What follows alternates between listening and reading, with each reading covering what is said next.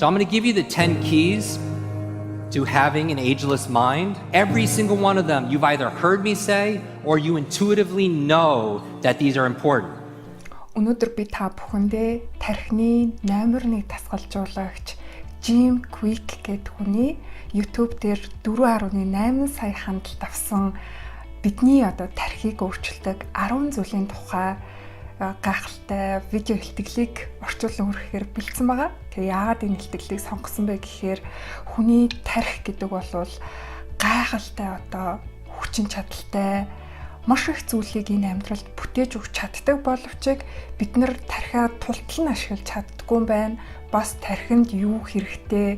Энэ тархийг ер нь бүрэн потенциалаар нь ашиглахад яг юу шаардлагатай талаар маш олон зүйлийг мэдэж авсан учраас энэ видеог хүрэхээр бэлтлээ.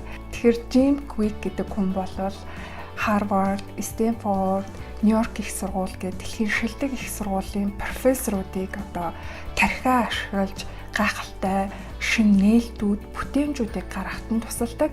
Мөн дэлхийн шилдэг компаниуд болох SpaceX, Virgin компани удирдлагын түвшний ажилтнуудыг тасгалжуулдаг 30 гаруй жил энэ тархины чиглэлээр судалгаа хийж байгаа. Мөн хүмүүсийг тархиа өөрийнхөө дээд потенциалаар ашиглахад нь тусалдаг ийм мундаг ментор тасгалжуулагч хүн юм байна.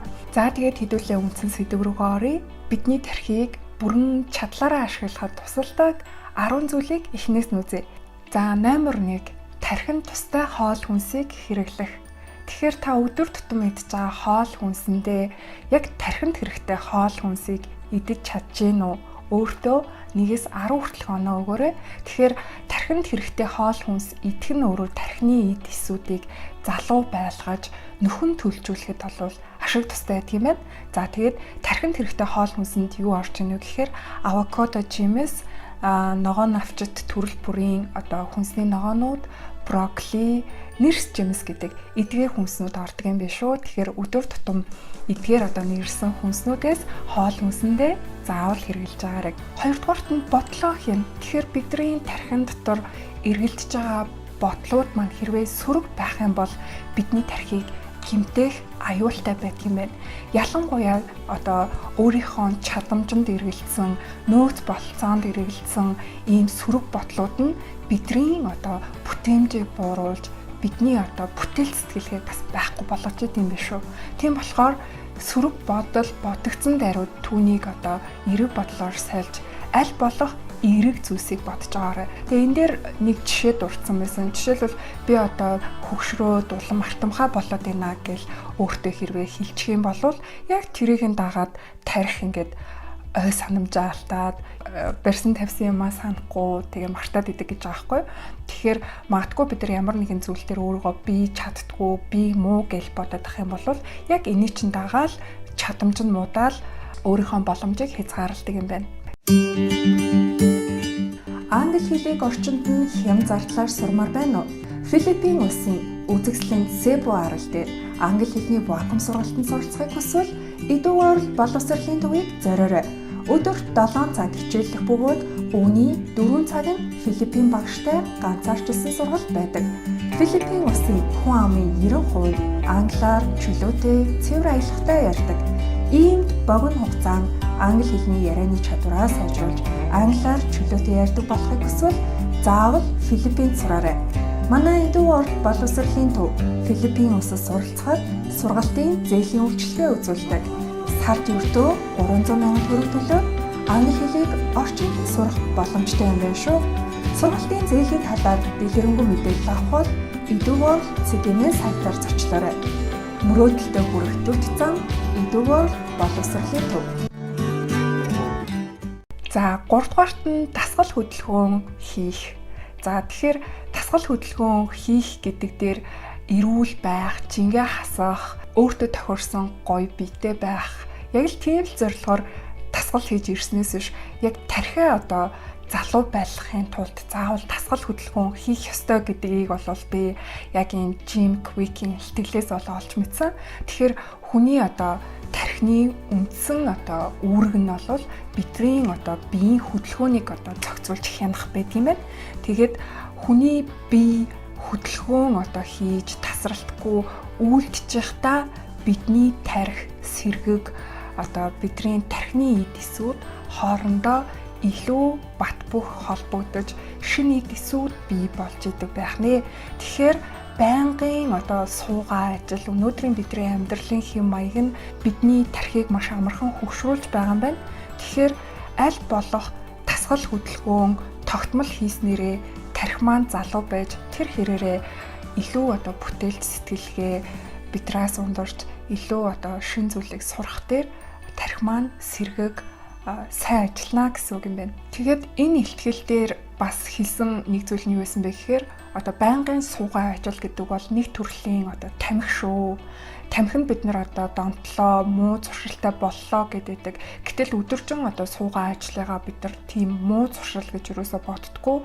Тэгвэл энэ өдөржин суугаа ажил чинь бидний тархийг хөшрүүлж яадаг хамгийн муу зуршил юм байна шүү. Дөрөвдүгээрт тархиндаа заавал нэмэлт тэжээл, витамин хэрэглэрээ гэж зөвлөсөн байна. Бидний өдөр тутам идж байгаа хоол хүнсээр дамжуулаад бидний тархи бол өөрт хэрэгтэй шин тэжээл, эрдэс бодис витаминуудаа нөхөж байдаг. Тэгэхээр хүн болгоны одоо биеийн онцлогоос шалтгаалаад ямар төрлийн хоолноос, ямар төрлийн шин тэжээлийг илүү их хэмжээгээр авах боломжтой гэдг нь бол өөр байдаг юм байна. Тэгээд дааврын дэлгэрэнгүй шинжилгээ өгөөд яг өөртөө ямар эрдэс бодис шин тэжээл хэрэгтэй байна вэ?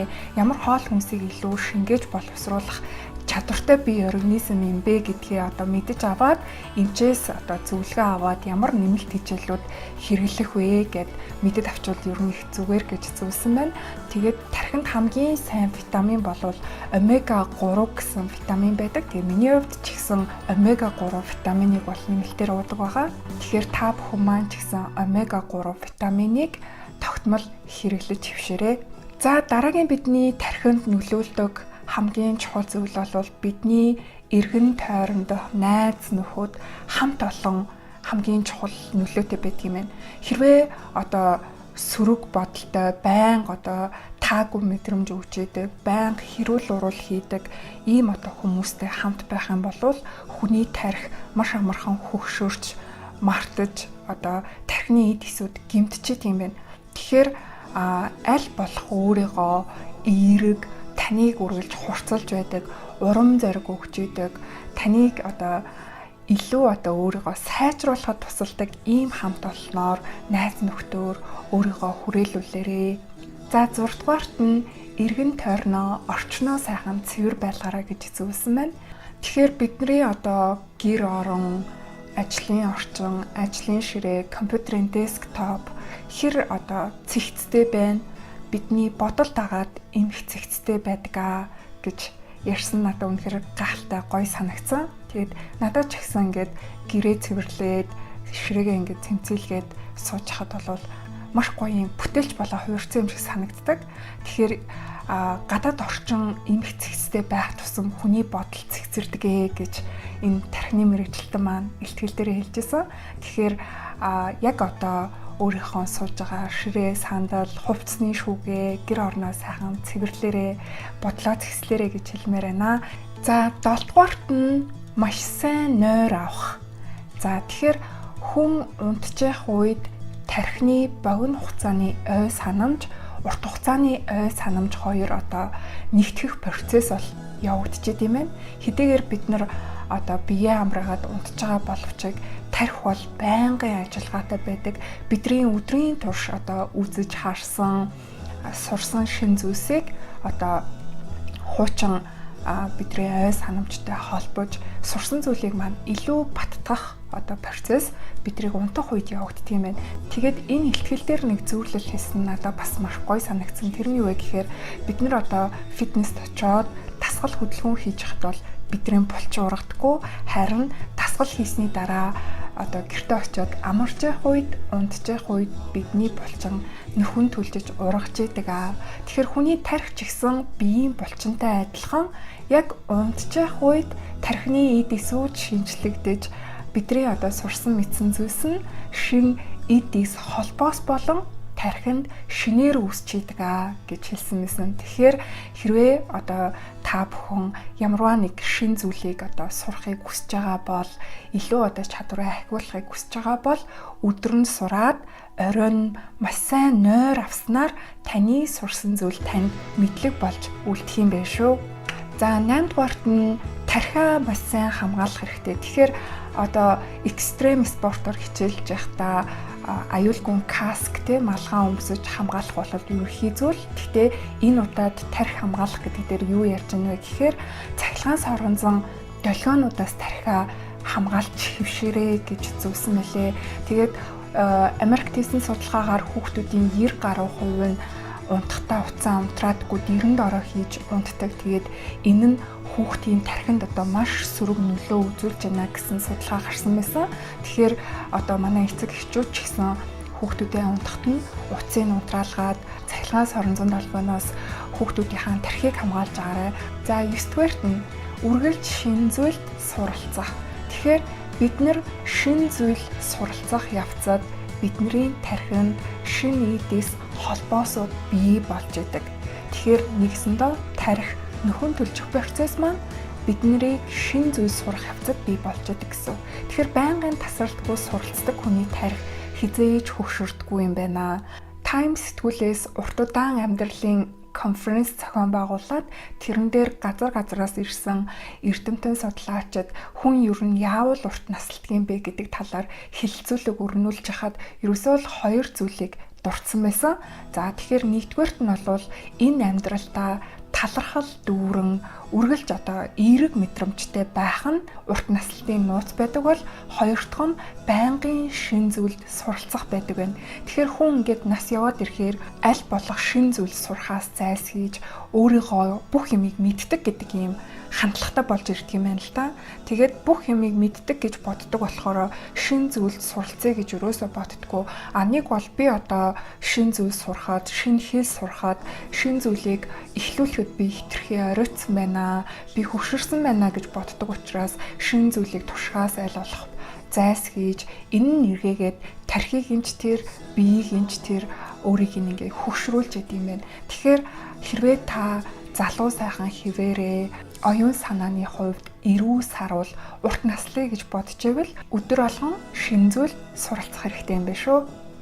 За хамгийн сүүлд 10 дугаарт нь стресс менежмент хийж сурах хэрэгтэй гэж зөвлөсөн байна.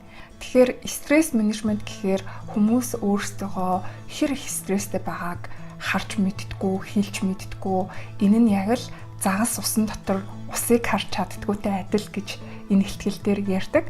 Тэгэхээр нэрэл бодоод үзэхээр загас усан дотор явж байхдаа энэ миний амьдарч байгаа ертөнц юм л юм байх гээд ерөөсөө өөрийгөө усан дотор байна гэж мэддэггүй байх гэж би бодсон. Тэгэхээр бид нар өдөр тутамдаа маш одоо олон стресс донд амьдарч идэг. Нийгмийн стресс, за орчин тойрны стресс, байгаль орчны бохирдол, санхүүгийн стресс, ажлын стресс гэдэг ер нь маш олон төрлийн стресс дунд байдаг болохоор яг стресс гэж юу юм бэ гэдгээ бүр харж таньж мэдхээ болчдаг. Тэгэхээр стресс одоо менежмент гэдэг зүйлд заавал суралцах хэрэгтэй юм биш үү. Тэгээд өөрийнхөө стресстэй байгаа гэдгийг бол анзаарч мэддэг байх. За тэгээд стресс дээрээ зохицуулт хийж сурах нь стресс менежмент юм байна. За тэгээд тархины номер 1 одоо мэрэгчлэн Jim Quick-ийн тархиа залуу байлгах 10 зөвлөгөө та бүхэнд таалагдсан гэдэгт итгэж байна. Тэгээд эдгээр дурдсан 10 зүйл дээр өөртөө дүн шинжилгээ хийгээд 0-оос 10 хүртэл оноо өгөөд аль тал дээрээ та юу н анхаарал баг хандуулж ин тэр зүйл дээрээ ажиллаж эхлээрээ. Тэгээд Jim Quick-ийн хэлснээр бол өөрөө 5 настай та одоо ослын улмаас тархиа гэмтээгээд сургуулаас энэ хүүхэд бол сурах чадваргүй гэд гарч исэн бол өөрөө өөртөө ажилласаар агаад уншиж сурсан. Тэгээд дэлхийд хүлээн зөвшөөрөгдсөн номер 1 тархины мэрэгчлэн болсон байна. Тэгээд энэхүү видео маань та бүхэн таалагдсан бол шеэр хийж бусдад түгээгээрэй. За мөн сэтгэгдэл хэсэгт видеоны талаар сэтгэлдээ хуваалцаарай. Энэ нь надад эргээгээд дараагийн контентийг хийх урам зориг болдог юм шүү. Тэгээд анхаарал тавьсан та бүгдтэй маш их баярлалаа.